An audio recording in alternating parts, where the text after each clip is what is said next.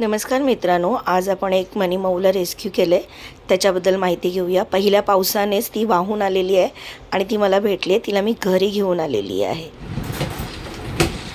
बाबू इकडे बघ.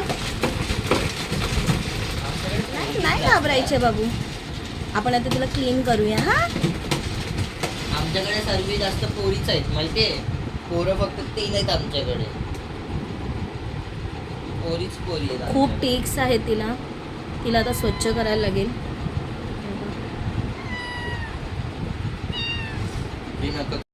तुम्ही पाहिलं असेल किती छोटी आहे ती. 2 महिन्याची असेल. खूप घाण झालेली होती. टिक्स वगैरे फार आहेत तिला.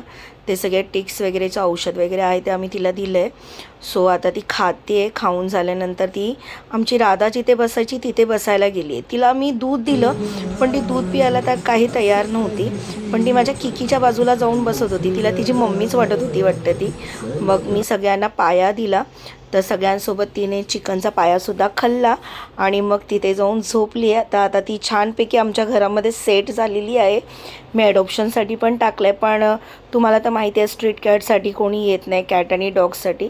सो ती आता सध्या आमच्याच घरी आहे आणि आम्ही तिचं नावसुद्धा राधा ठेवलं आहे. सो अजून एक आमची नवीन मेंबर झाली आहे. So thank you.